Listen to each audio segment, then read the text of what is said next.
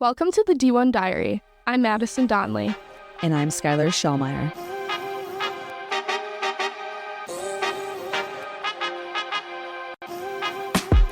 This podcast is to give current and former athletes at the collegiate or professional level the light to share their individual and personal stories about life during athletics and everything behind the scenes. Although the landscape of college athletics is ever changing, we want to give these athletes the opportunity to discuss the real thoughts and effects of what happens inside the minds of collegiate athletes.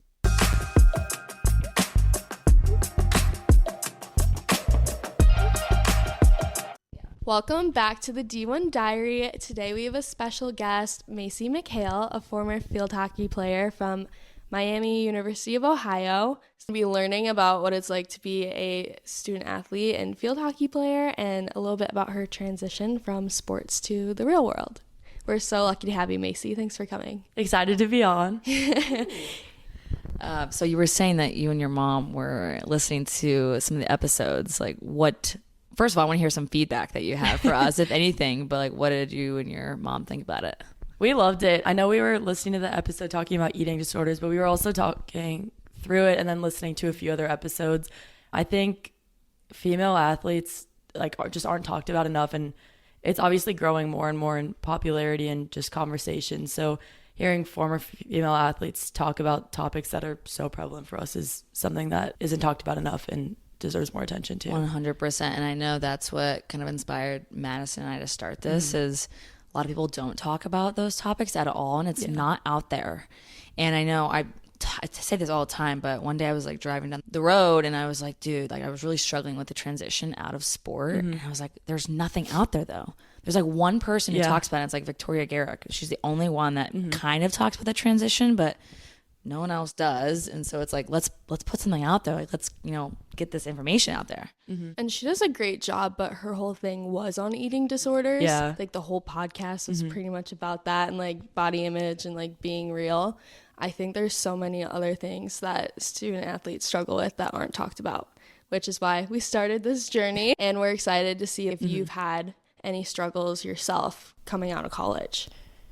I think there was definitely an adjustment. I am such a competitive person. It was so easy to spend all of my competitive energy on field hockey and just sports in general. So coming out of college, it was kind of what now? Where do I even spend this time? And I'm in sales, so that's been a good outlet for that. And then I found I coach on the side, and aside from the knee injury, I train for marathons too. So I found good outlets for that competitive energy, and I've honestly found a great life and group of friends and everything outside of post field hockey. But it's definitely difficult right when sports end, looking at everything and you're what do I do? What's gonna happen? Definitely some things you said resonated with us. I also filled my athletic void with marathon training post-grad, and I feel the coaching on the side or having the side job or the side hustle happens to fall on to student athletes post-grad, because we've talked about this before, Skylar. We don't know what to do with our time. Yeah. We're used to being up at 5 a.m. and kind of adrenaline rush and stressed and running around campus till 10 p.m. and then going off to social events, never having true downtime. So it's really weird in the real world, being done at 5. Something I've noticed with both of us is we're constantly searching for that next thing to almost fill the void of competing. And it's almost a 0 or 100, because I feel both of us at one point were wow, what do we do with our time? And then now we're sitting here look at my calendar. It's absurd. Yep. I'm every Friday hits and I'm exhausted, and I look at my schedule and it's because I overdo it now. Yeah. Do you kind of experience the same thing? 100%. My roommate now always talks to me about how much I stretch myself thin, and it's definitely interesting too, because all the people I work with kind of had the opposite experience. Now they're in a 9 to 5 and they feel their time is so limited, and they compared to what they had in college, not playing a sport, they feel they have no free time or anything. So it's tough to relate to people that didn't have the same college experience and they just don't get it.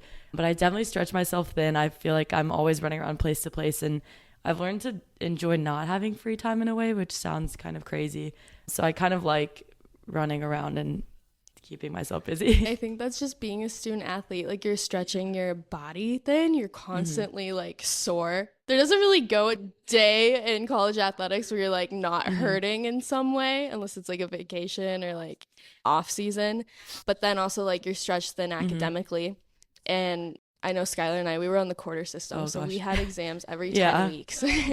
So, but like semesters even too, like you have a full course load, and like if you have extracurriculars, and then all your friends are making plans, and if you are in a relationship, and you're just stretched so many ways. If you're working on top of that, I worked on top of that. I think being now in this position where like there is free time, I think it's so easy for us to be like, oh, well, there's so much time, and then to add a whole bunch of things. A whole bunch of extra hobbies, and then being back to square one, being kind of like chronically tired. And I don't know if it's a great thing, but it's productive. Yeah, I don't know. I'm so back and forth because some days I'm like, yeah, I love this. Like, I'm on the grind, hustle culture, you know, like I feel good because I'm moving time. But I don't know, like, why can't I just be okay with not doing anything? Like, I feel guilty all the time for just sitting there on the couch enjoying my free time. And I don't know, sometimes I feel like it to a certain point it could become a negative thing, but right now it's fine because I feel like we're young and trying to figure out our lives. But I don't know, do you the timing of this is so funny. So our quarter ends at work the end of this week, and I'm moving roles, so I've basically like finished the quarter in my previous role, and like I don't really have much to do at this week. And I was sitting at work today, like complaining to one of my coworkers about how I have nothing to do and like don't know what to do with my time.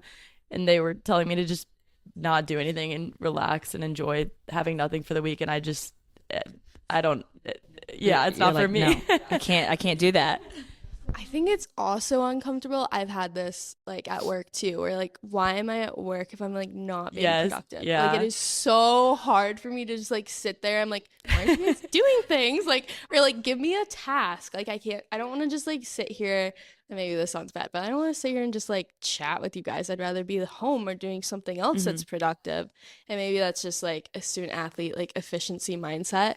But it's really hard when I don't have like concrete things to do in front of me to just like burn time. Yeah, I'm the same way. I realized that was kind of the mindset I had. And I realized going into every day for me personally, I like writing down a to-do list of like, it could be anywhere. Some days it's 2 things, some days it's 10 things, where like if I check off these 2, 5, 10 things, then my day will be productive. And it's nice having like tangible items to check off, because some days I feel like I'm not doing anything and I'm actually doing a lot, and I need to see like exactly what I'm doing. Yeah, I think that's a really good strategy you have, and I also do that. But same to you, Madison. Like, when I'm at work and I'm supposed to be there 9 to 5 or whatever, it comes like 3 o'clock and I'm done with those things. I'm like, can I leave? Because at practice, I'd be like, all right, I'm done. Like, I'm done hitting. Like, can I go home now? Like, come on, let's wrap it up. And they're like, no. Well, what am I going to do? I'm wasting my time. Like, I could be doing way other better things right now. So definitely relate to you and both of you for what you've said. I kind of want to circle back to, you said you're really competitive. So let's take it all the way back to when you were young. Where are you from? Who'd you get your competitiveness from? And maybe how you got into field hockey. Ooh, okay. So I'm from San Jose, California. I got my competitiveness from, like I'd say a combination of my mom and my dad. I can't pick one.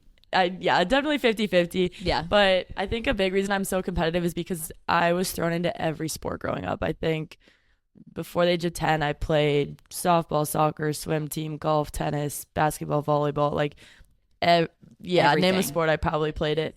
Wow. And I was honestly one of the smallest kids. I was a string bean basically, so I learned to be scrappy and just like try my best in all those sports. And my dad coached me in a lot of sports, so the motivation of him coaching me really pushed me, and I grew to love sports. That's where like a lot of my friends were from. I ended up being pretty good at most of the sports I played, like save volleyball and basketball, but I grew to love it and love the environment and everything. And then field hockey, I actually didn't play field hockey until high school. So I knew I wanted to go to a high school called Archbishop Mitty in San Jose. My dad went there and my aunt went there, and they're honestly an athletic powerhouse in a lot of sports, mainly women's sports.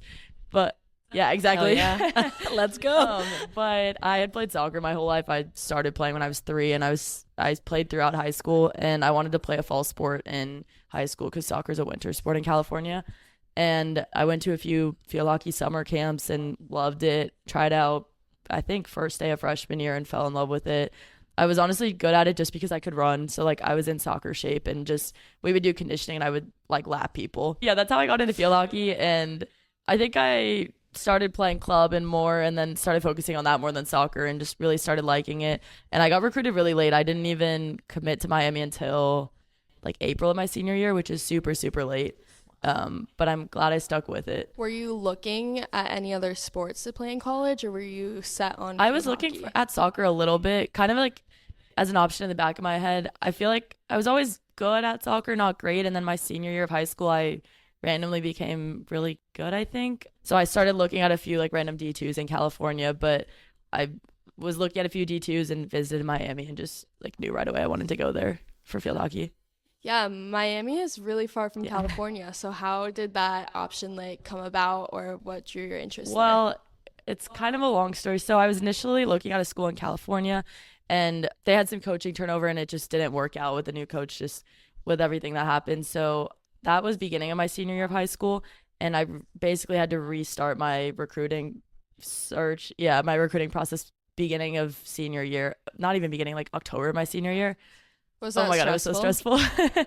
So as soon as that happened, that's when I started looking at soccer. So I kind of opened up all my options. I looked at soccer schools, field hockey schools, and just NARB schools, I guess. Like it's schools to be like a normal student. And Yes. so I was looking at those and I reached out to a bunch of field hockey coaches, soccer coaches, and I had 2 California schools for field hockey get back to me and then 2 non-California schools get back to me. So I visited one of the California schools and it was good. I could have seen myself there. I'm glad I didn't go there because they cut their program after my freshman year. So Wow. everything happens for a reason. But I ended up visiting Miami. Their coach, the assistant coach at Miami, who is one of my favorite people of all time, actually replied to my email and set up my visit. I had already gotten into the school, so I visited with my dad. I remember I think it was either March or April of 2018. And we visited, and one day it was warm, and the next day we wanted to go to a baseball game, and it was snowing, and the wind was like going sideways. And coming from California, we were like, what is this? But visited Miami, loved the coaches, loved the campus, and just fell in love with it. And I remember getting into the like Uber on the way home, and we called my mom, and my mom was like, okay, like, how was it? My dad looked at me and was like, you're going here, right? So I kind of knew right away after that visit that it was perfect.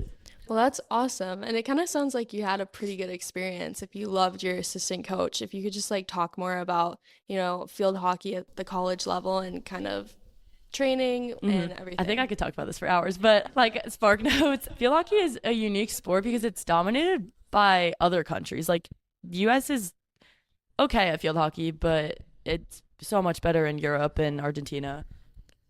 Yeah, I'll say I didn't even know field hockey was a sport until I got to Northwestern. Like, I had no idea. I was like, what is this sport? I think I remember walking through Walter, like past the field hockey girls, and a bunch of them had accents. And I always wondered why that was the case, but it does make sense. That's it's huge. Like, I mean, even my freshman year roommate was from the Netherlands. And then my 5th year, I lived with 2 girls from Spain. Another year, I lived with a girl from South Africa and Argentina. So it's definitely bigger in other countries. So that's one big thing that's unique about field hockey. Like, it's definitely dominated by international players, and they're so good. It makes sense. But I think that's like the cool thing about field hockey, because all these athletes from different countries bring their style to the field. So like at Miami, we had players from all over. We had Spain, Argentina, Germany, Netherlands, Canada, and then not even including all the different states in the US. So our coach was also from Venezuela too.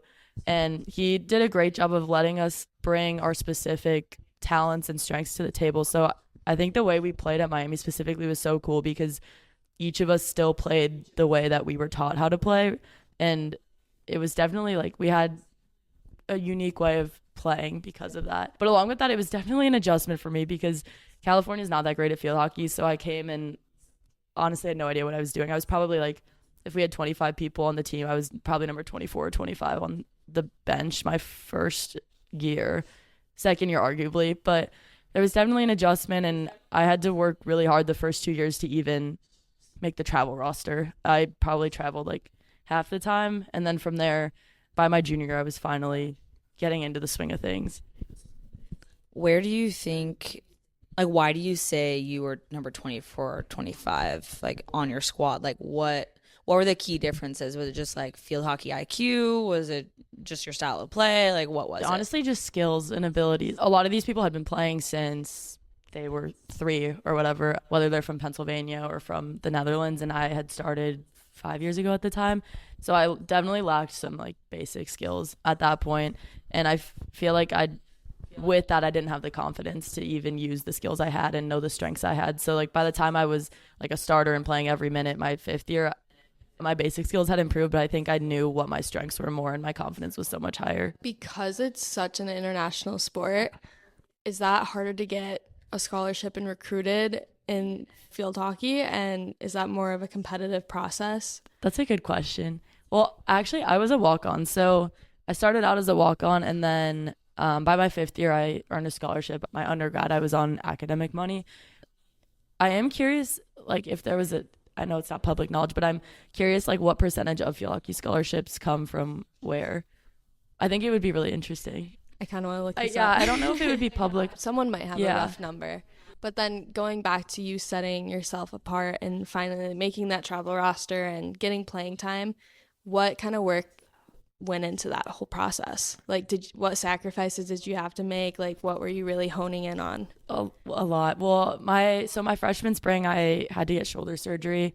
I dislocated my shoulder and just it kept popping out. So I had to get surgery then, and I feel like my sophomore season was just playing catch up from that. Like, I was cleared to play, but you have to get back to the speed of play and everything. But I think COVID really, really helped me. And that sounds crazy to say, but when we went home for COVID, I feel like it allowed me to reset. And since I'm so intrinsically motivated, like, when we were home, I kept doing the workouts. I would run like once or twice a day, play field hockey at home. And I think that really set me apart, because there are a lot of people who don't have that intrinsic motivation. And if you didn't during that horrible period, it was so hard to either stay the same or get better athletically. So coming back from that, I feel like I was able to, like, hit the ground running and do well. I was one of those people who did not have intrinsic motivation. I don't know. I want to know, like, a research study on this, but, like, what makes someone have intrinsic motivation? Like, do you I don't know.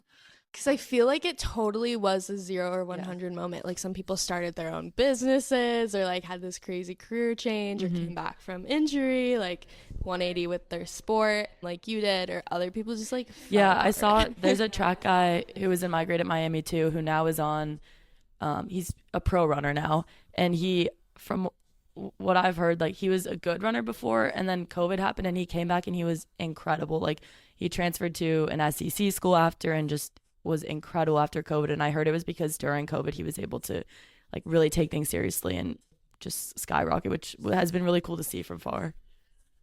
I cannot find any information on what percentage of international students, unless you would like to try, Madison.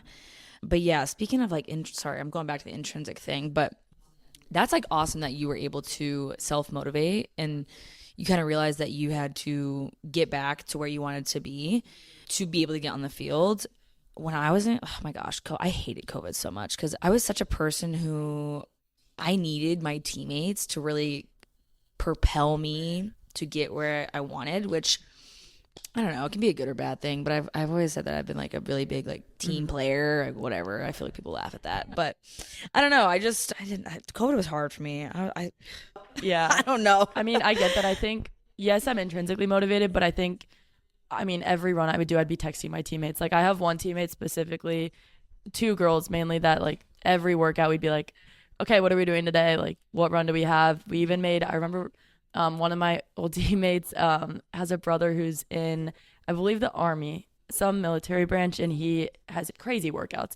So she and her brother created a Google Doc of runs we were going to do. So we did, like, a few track workouts and sent them to each other. And honestly, we still do the same thing today. Like, I go and lift at 5 a.m. before work, and she's the person I text when I go. So it's, oh my gosh, she's motivated the same way. So it's kind of cool that we're able to, like, compare things that way. That's cool that you still get that motivation from being, like, far apart from your friend. That you saying that reminds me, there was, like, one time where I think we like three-way FaceTime and we ran together. So we like set the phone on the grass and like, all right, go. And we all like ran down and back, whatever. And then we're like, hey, how you doing? Yeah, just wild times. Okay, so you want to ask your question?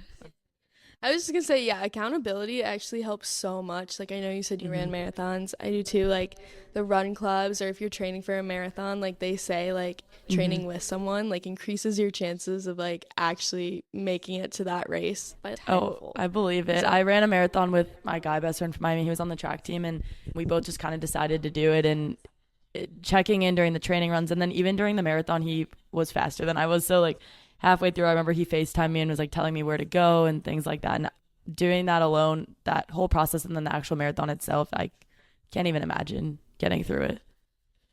You find it? Oh, I did find it. That's why I took the mic. So this is just looking at the Ivy League from 2023, but 29% of the Ivy League's total players are international, with Harvard and Princeton having 50% international players and Yale having 44%. So it's a small look. That's just looking at the Ivy League, but kind of a good synopsis to get a picture of how field hockey I think works. it's the coolest thing about field hockey. It's what makes it so unique. And then even if you watch the games, like every country has their unique style of play. So the way each player plays is so representative of where they come from, and it makes things so interesting and unique. Okay, so transitioning after COVID, this is your junior. Yeah, so because you entered school 2018 so fall, we had to right? go home for COVID my sophomore spring. Okay, yeah, same. So I think we're all in the same grade, right? Yeah. Okay, so did you take your COVID year? But Okay, the decision process for that was a mess. Oh, it's Let's a talk funny about story. So my fourth year, going into the fall, I dislocated my shoulder. And then you had Actually, in surgery this on. COVID spring season, this is a bad timeline. COVID spring season, I dislocated my shoulder. We had a random scrimmage at home. I went to pass the ball, a motion I do 100 times a day, and it just dislocated. Stayed out for probably 2 hours. I had to go to the hospital, and it was a mess. Like, I was sobbing in the ER for a couple hours, and they finally popped it back in. Made it through that season with a nice little shoulder brace. If you've ever seen, they're so ugly with they're the horrible. tan lines. So my plan was to just like rehab it during summer, survive the fall season, my fourth year, and I wasn't going to take my fifth year. And then if I needed surgery after, get surgery after. That didn't last long. So we scrimmaged Michigan my fourth year preseason, like probably mid-August.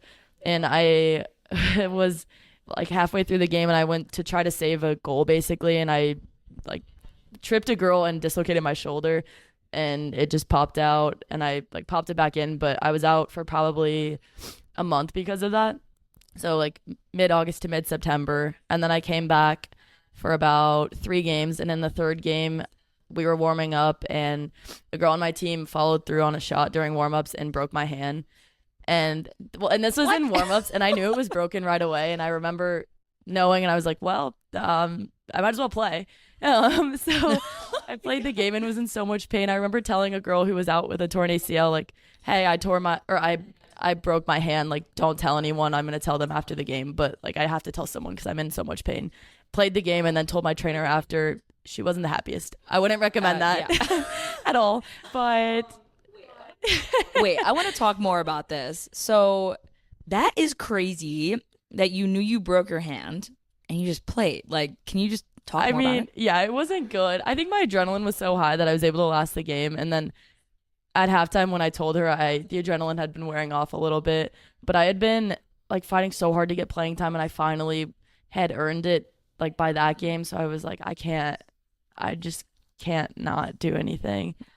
I think this is a good pivot for us, because so many athletes do that, especially those players who are constantly fighting for playing time. And it's like, okay, an injury happens, and yeah, of course, it's same like as a concussion with when we had Riley on. It's like, you don't want to tell anybody because you know what the repercussions are going to be. You're going to be benched again. You're going to be right back to where you were. It just sucks. I don't know, what was your like mental headspace like during when you were debating, telling your trainer, and then after you told her, like, where was your head It's funny at? because there wasn't a debate. I wasn't gonna tell her. But yeah, so right after the game, when I told her, like, she was mad, like quote unquote mad, but she wasn't surprised. Like, she understood. She had been an athlete, so like they all understand. But fortunately, that was at App State, and we were playing at UNC next. So fortunately, we were able to like get the UNC like treatment, I guess. So like I went to get X-rays at their training center and everything, and then from there, like that bus ride was not fun. I remember like sitting there with my hand up, trying to drain the swelling. My hand just didn't work at all. I had actually broken that finger like 6 months before and just broken in a different spot at that time. So it was just a mess. I was just getting beat up, but I missed the rest of the season because of that one. And then, so that happened in mid-September. I was out technically like 8 weeks. And so I missed the rest of the season. And I remember we played at Michigan for NCAAs. And I remember we had, I think, 3 or 4 fifth years, but there were 2 specifically that like started every game, played every game. We were up 1 goal with like 2 minutes left against Michigan in the Sweet 16 for NCAAs, and we ended up losing in like the last, I think, 2 seconds. And I remember after the game, we were sitting at the restaurant, and the 2 fifth years that were the rock of the team, I remember them turning to me and being like, you have to stay. Like, we would do anything to play another year. Like, you have to stay. And that's not something I'd ever considered. I actually had a job. I knew I was moving to Chicago in January. I already had a job. I didn't have an apartment yet, but job, knew I was going. Like, it didn't make any sense. So I remember texting my parents just to see their reaction, and both of them were like, yeah, you should do it. So once it was in my brain, it was not going anywhere. Do you think it took just someone else saying like, no, you should do this? Or like, was there any other pre-thought before you heard those words? Was there ever like a debate or consideration, or you're like, no, I'm done?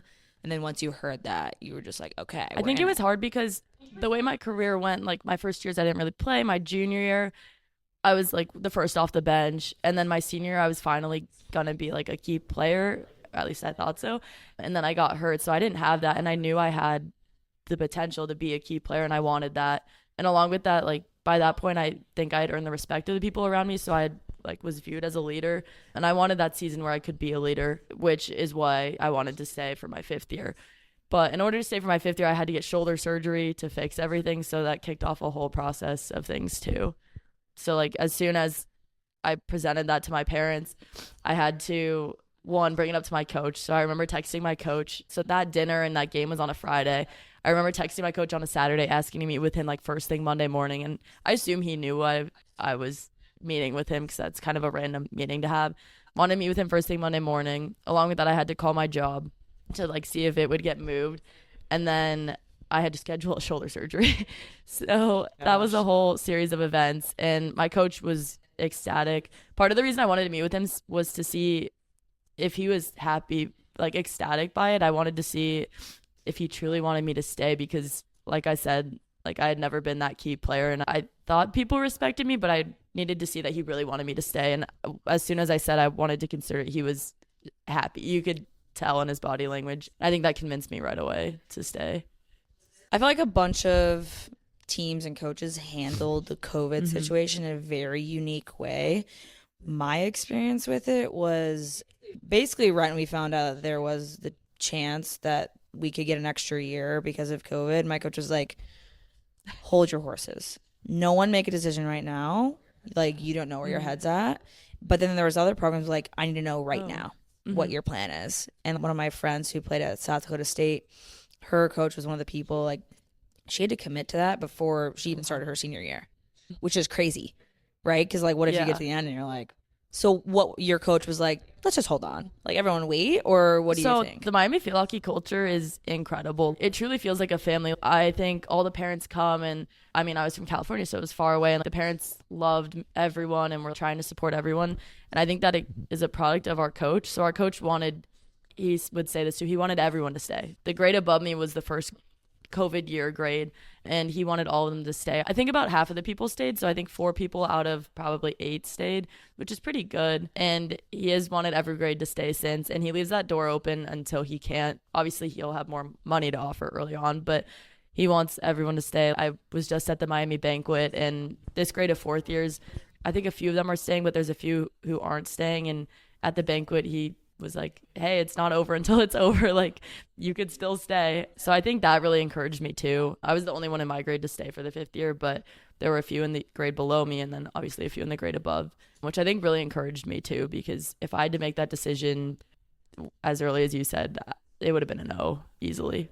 So you sit down with your coach to tell him what was the result? Yeah. I mean, obviously you stayed for your 5th year, but what was that Well, it was also like? confusing too. So I was graduating 3.5 years from undergrad. So that kind of made it difficult because I know some other people were graduating this spring and would just add in one class for the fall or something like that. So I had to figure out a whole like academic puzzle. My undergrad was sports management. So we were able to figure out a 12 credit certificate. So I took 9 credits in the spring and 3 credits in the fall. And with that, I basically told him, I really want to stay, but I can't pay for this. I was expecting to get in a full-time job. I can't pay for this. So we were able to work some things around. 9 credits is a lot cheaper than a full course load. 100%. And we found like I was already paying for my rent, so it worked out well. So that was the first part of things. He was able to really help me with all of that and kind of navigate that puzzle. And then the second part of things was delaying my job. And I remember calling the recruiter at the company I was supposed to work at, telling him, and what was the company? yeah, so it was LinkedIn. I knew I wanted to go into tech sales. Cool. And LinkedIn had a great like entry level program. And I remember calling the recruiter and not even proposing anything, just telling him the situation. Like, hey, I want to stay. That's what I told him. And the first thing he suggested was delaying it a year. So just delaying it till January of 2023. And when I heard that, it was like every little thing was falling into place. It kind of just was reassuring in my brain. I meant to stay. Yeah, because that could have gone the other way. That could have gone and been like, no, sorry, we don't want you anymore. Like, wow, that's awesome. That and at that point, I would have been like, okay, I like completely understand, but I'm staying. So hearing that was shocking, but good, which is funny now because I actually never worked at LinkedIn. Shut up. I was gonna say, because I looked at your LinkedIn when we talked, and I was like, I don't remember LinkedIn being on her work experience. So what happened there? I really believe everything happens for a reason. So I was supposed to work at LinkedIn, and then that conversation with the recruiter happened, I don't know, November of 2021. And then I would just check in every like 3 months or so just to make sure, because I signed the offer letter for 2023. They had like it was like an incoming class, since it's such a big company. Like classes would start January and July. And I remember checking in every once in a while. And then November, my 5th year, so November 2022, we got an email saying they delayed the program until I believe June or July of 2023. And I was still moving to Chicago. I had an apartment by that point, and I honestly freaked out. I freaked out. Because you're like, how am I going to pay for or like, what am I going to do for 6 months? So I started looking for tech sales jobs in Chicago, and then in my head I was like, if I can't find a job, then I'll like bartend for 6 months or like coach for 6 months or even go abroad or something. And I interviewed with a few companies, one of them being Pure Storage, where I work now, and I got so lucky. I love Pure Storage. It's truly the biggest blessing that I even found it. My mom works at Pure Storage too, so and being from California, like everyone works in tech, so I think I was meant to not work at LinkedIn. I was meant to work at Pure Storage, and I'm glad it fell into place. Did you know, like, from the get-go, beginning of college, that you wanted to go into sales? Or kind of, like, what drew you towards that path? 100% no.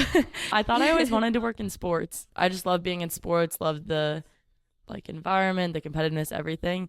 And I realized in college, I tried to intern in sales and in athletics. My mom would always tell me that sales is great, specifically tech sales, because you're still kind of in that sports environment. So you still have the same competitiveness. Everything is competing. And then along with that, like, sports are still so ingrained in it. It's such a daily conversation. Everyone talks about sports. You go to sports events with customers and everything like that. My mom would always say it, and I would just kind of like brush her off. But when I was in college, I interned in sports and in sales. So for sports, I interned with the 49ers college football playoff and then like the Miami athletic department. And I liked it, but I saw how big of a commitment it is, and you do really have to sacrifice. And the pay is lower starting off too. Once you work your way up, you can obviously get pretty high, but for the first couple of years, it's a big commitment. When I saw with sales, everyone loves it. You have flexibility with where you move to. I knew I wanted to live in Chicago to start, but I have a better idea now. But I had no idea where I wanted to live long term, and tech sales is everywhere. And I just saw how much my mom loved it and how much the people around me loved sales. I interned with a few different tech companies in college and loved it, so I figured I'd give it a try. If I hated it, I could move on. But then also along with that, like, I could keep the sports side of things by coaching on the side with sales. So I found a good happy medium with that. Yeah, I feel like, oh my gosh, so many times, and I feel like a lot of athletes hear this is like, you'd be great at sales. And I'm always like, hell no, no. But yeah, I definitely relate to you. I work in college athletics, so I understand the grind, and I think this is like a good statement to make, but everyone that's plays athletics at a high level, I feel like at one point in their life, I should do this forever and work in sports, work in athletics. And then you get there, it's completely different. It's completely different, especially at the college level, because you kind of realize, like, I thought when I took my job, I was like, yeah, I'm going to be around college athletes all the time. All the people I'm going to work with are going to work at a high level. No, absolutely not. I'm mind blown, actually, by how these people that I work with, or just even the athletes that I'm with, that it's just, it's very different and not what I thought. And it's almost kind of turned me off from it in a way. And I'm wondering, like, maybe sales is the route because, I have that competitiveness. For anyone that's interested in sales, can you just give like a day-to-day, like what you do in a day or some of the expectations? Obviously, it's different company to company. Well, two things. One, my sister's a junior in college right now, and I'm having these exact conversations with her. She switched her major over to basically their equivalent of sports management at Cal Poly. So she's kind of debating working in athletics or sales. So I'm helping her out with like my experience, but also like giving her an idea of what both are. But for sales specifically, the best part about it is it's not the same thing every day. And you're talking to people all day. So 50% of sales is just being a good human being and someone that other people want to talk to. And that's something I enjoy. I love being around other people and like just working with other people. And it is very competitive. So there's always a number to hit. You always have a goal in mind, whether it's like meeting set, business closed. And along with that, you can choose what you sell. There's sales for everything. You could sell garage doors, which my roommate used to think I sold. Yeah, she thought Pure Storage sold garage doors. Or you could sell like data storage to enterprise companies. There's a variety of different things you could sell, and you could find something that you're specifically passionate about. And then along with that, like you make money based off what you do. So I know my sister interned at a company that wasn't like that had no commission last year, and she was saying she found it interesting that there could be two people who work the same job. One person could stay overtime every single day, work really hard, just go above and beyond, and the other person could do the bare minimum and they'd make the same amount. And with sales, it's not the case. I mean, there's obviously luck involved, but with sales, the more you sell, the more money you make. And I think that's great because it just motivates you more and you really get what you put into it. Do you see yourself staying in sales for the next 5 to 10 years? Yeah, definitely. So sales is kind of weird. So I'm starting in my new role on actually a week from today. So I'm really excited, and hopefully I'll be in this role for a couple of years, and then from there we'll see like where I go. But I would love to continue working in sales, especially if I can coach on the side. Along with that, I tell everyone I feel like I'm still on a sports team right now, just with the way my company operates. I'm honestly not sure if other companies operate the same way, but we are still working like in a team environment. So we have a manager and we have a team of, I don't know what my new team will have numbers wise, but my current team has 4 other people on it, and we're always bouncing ideas off of each other. So like today I sat with 2 other people on my team in a room, just like cold calling people, and we're like coaching each other as we go on and kind of comparing and seeing what's working for you and what's not working for you. And I just love the team environment. Like I said, I feel like I'm still on a sports team right now with that. And then how did you get into your coaching? I know you're not from Chicago, so were you like cold emailing, looking for coaching jobs, or how did you figure that out? This is a weird story too. So I didn't know anyone coming here at all. And so I found my roommates on Facebook, but I actually got on Bumble BFF, which is like the friend version of Bumble. And I matched with a girl who's actually one of my best friends now. And we went to dinner. Me and my roommates went to dinner with her. And I remember talking about field hockey, and she told us her roommate, who she also met on Facebook, played field hockey in college at Michigan State, and mentioned that her roommate coached too. And I thought that was really cool because I knew I wanted to coach, but I was just trying to get settled in the city, and that hadn't even really been a thought because You manifested but it was the weirdest thing. So then I remember my friend that I met on Bumble connected me with her roommate, and her roommate coached for a club called Rise here, and they already were in their travel season or like had everything set up. Plus I don't think I wanted to get used to the city before coaching a travel team. So I started coaching for clinics they had at a high school by me, and I would go to those clinics and just got used to getting back in the swing of things with coaching, and then also meeting the other coaches and players. And then I did that the whole year of 2023 2023. And then this year they needed an extra travel coach for their U16 team, and I was very happy to do it. So now I'm helping out with that. But a lot of like right time, right place, just happening to follow along things is what happened. I'm gonna say one name. Courtney Yes, Sackler. I love Court. Oh my gosh. I am very close with that family. I just became really close with them. That's so funny. So I actually hurt my knee, like you guys can see, but we gotta talk about that. But you guys can see it, but I hurt my knee a couple months ago. I think she was actually talking about someone it was me. Coaches that hurt her so knee. She like obviously shut up. I'm seeing her tomorrow. But obviously being in Chicago, like my family's not here and I don't have a car, so I tore my knee on a Saturday and I had no idea what to do. Like getting injured in college, you have your athletic trainer, like you just call him right away. I actually called my college athletic trainer when it happened. I was like, what do I do? Because I knew what I did right away. And my really random connection, but my stepmom's post-college roommate is one of the girls who I coach. It's her mom, and she lives here. That's a random connection. So I reached out to her with the help of my stepmom, and then she and Court Sackler, but they helped me get into a doctor on Monday, and that happened on Saturday. So they helped me get into a doctor. They drove all the way to Lakeview to pick me up and take me to Lincolnshire, and they were just gems throughout all of this. They helped with the MRI. They helped with so much, which living in a place that I don't have family, they were so incredibly helpful, and I'm so thankful for that. Yeah, so I know Courtney, so I know their family is going to listen to this, so shout out Courtney Sackler, Nick Sackler. But so I coach with Nick and their daughter Emma. I coach her travel softball team with Strike. So I don't know if you've ever heard of that. Okay, but I know she like owns Rise. So that's so funny that you said that, because when you first mentioned coaching, I was going to ask you if you coach for Rise. Super awesome family. Just they've done so much for me, and I just met her like very, very recently, and just been a huge blessing in my life.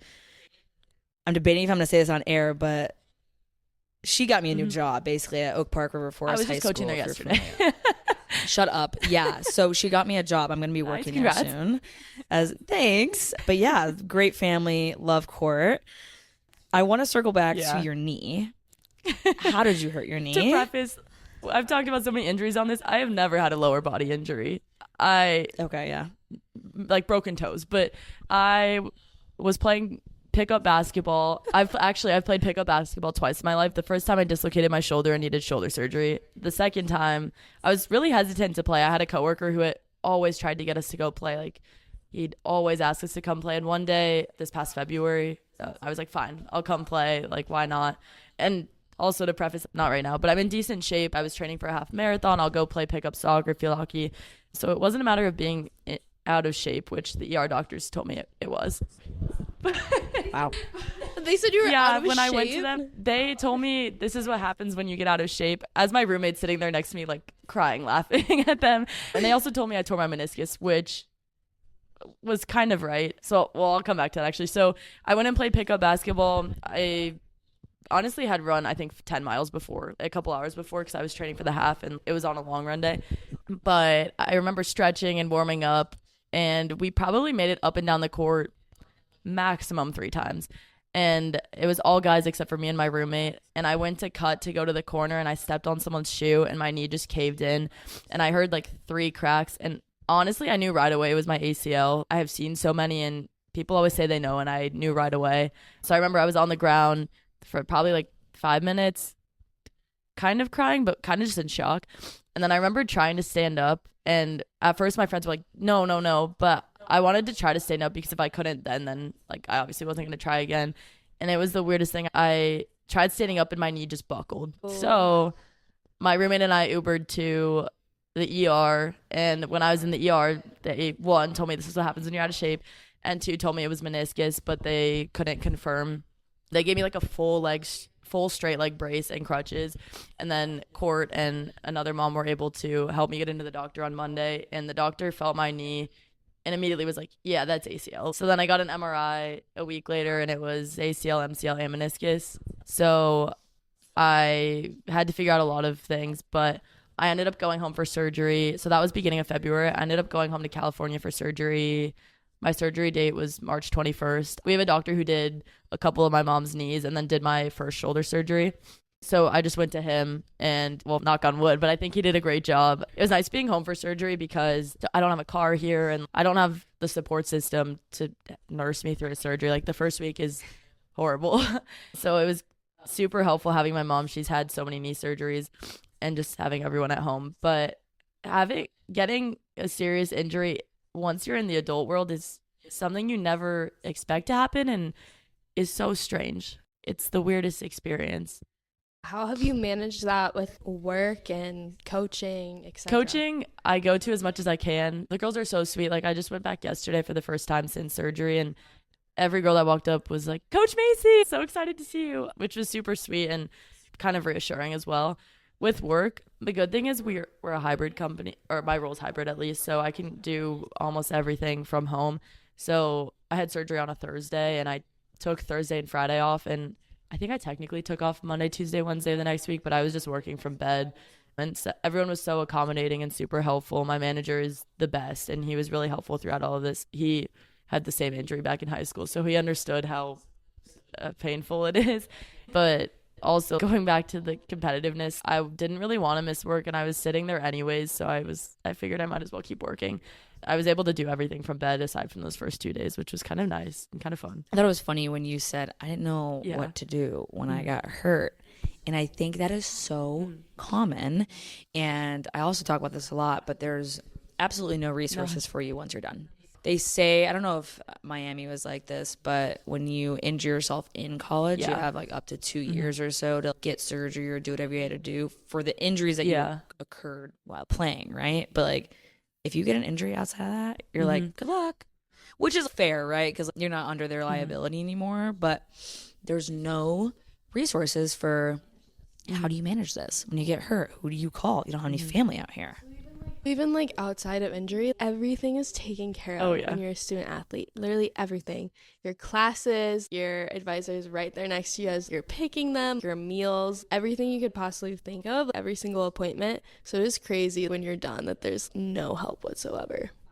I love that about college sports, especially like D1, maybe some D2s that have all those resources. But my boyfriend said this. We played D3 hockey at Lake Forest. And he's like, I didn't have an academic advisor. I had one strength and conditioning coach and one athletic trainer. Like, you guys are coddled. And I'm like, you know, you kind of got a point. Like, we were like spoon fed damn near. Like, oh, here, you hungry? Like, go get a snack from the fuel bar. Like, oh, you hurt? Let's take you to the doctor. Like, you got to figure it out when you're at D3 or even like afterwards, and no one's there to hold your hand. But it's either like, if you're going to have all these great resources while I'm in school, where's that help the transitional period for all aspects, like identity, health insurance, your health in general, finding a job, like there's like none of that. There needs to be something. I totally agree, especially most athletes, their sport is their job. So I think you got lucky. You knew you wanted to do sales and it's working great for you. But I know like for me and like maybe Skylar, we're still figuring out what we want to do, because we didn't know going in, and we probably still don't know what we want to do in 5 years. So it's all kind of like trial and error, because there's not a lot of experiences you can accumulate while being a student athlete, especially a fall sport. When you're coming back in the summertime, it boxes you out of certain internships and a lot of experiences. 100%. I think I got lucky with the fact that I could do internships, and I got lucky that the people running the internships were willing to like accommodate to like me going back early for preseason and things like that. But it does limit you. There are so many internships you can't do and study abroad or things like that that you just miss out on from being a student athlete that you can't really make up for. You moved to Chicago all by yourself, didn't know anyone post-grad. What was like your experience with that? I know you said you went through Facebook friends and your Bumble BFF, but was it challenging? Did you have to like weed through people, or did it kind of just click? It was definitely challenging. My biggest goal was to meet as many people as possible and do things that were uncomfortable, like getting on Bumble BFF. That sounds ridiculous, but so I got on that. I met my roommates on Facebook, and then I would force myself to join different sports leagues. So I played in a pickup soccer league at first, and then I ended up joining a pickup field hockey league. And I think joining things like that and putting myself out there, like some of them crumbled. Like some of them, I went on some Bumble BFF friend dates that were not great. Me and my roommates would go together just because we weren't that close. So it wasn't even like a group of friends going, like we were still meeting each other at the time. So it wasn't overbearing for the other people. But we had a few where they weren't horrible, but we walked out of and we were like, yeah, we're not. I don't know if we'll be friends with her. Mutual decision. Yeah, definitely. But putting myself out there was super nice. It kind of goes back to what we started talking about at the beginning, where we'd get to Friday and we'd be like, oh my gosh, like this week was so exhausting. Especially when I first moved here, that's how it was. I would have a different activity every day, whether it was pick up soccer or like a Bumble hangout or something, or going to trivia night, which felt exhausting. But now looking back on it, it was exactly what I had to do because it forced me to meet people. I learned the city and I met exactly the people I'm friends with today, which was nice. And we met you through launch break, right? Yeah. So I mean, even joining that, like that's awesome. If there's any student athletes or post-student athletes listening, Launch Break is a great website. We're actually going to interview the founders at the end of this month or next month, but it's for student athletes, and you can connect with all sorts of different sports and business professionals that have been former athletes. Shout out to Launch Break. Okay, last question for you. Where do you see yourself in 5 years? Oh no, that's such a tough question right now. I was interviewing last week, so I got this question asked then too. Hopefully in sales. I always say either Chicago or Ohio. If my parents are listening, so sorry. But I've loved the Midwest, like since I moved here, and I can't imagine living anywhere else now.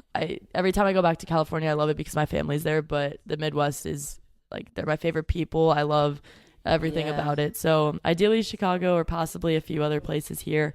Ideally in sales, and other than that, I'm not sure. Hopefully, my goal is to run Boston before 5 years. But the way the qualifying window works is a mess. So at this rate, I'd probably run in 2027 if things go according to plan. We always ask this to everybody that comes on, but what is your biggest piece of advice for anyone who's about to go into college athletics or currently in college athletics? Ooh.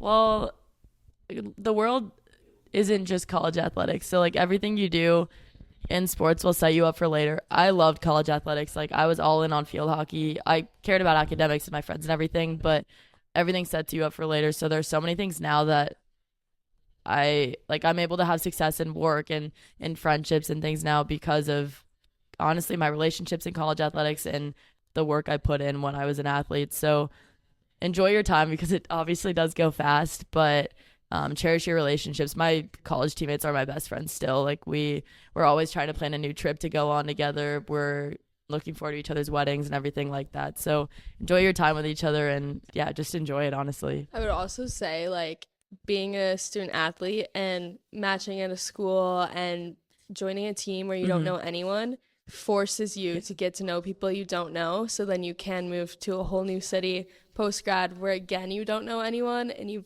already know you can do that.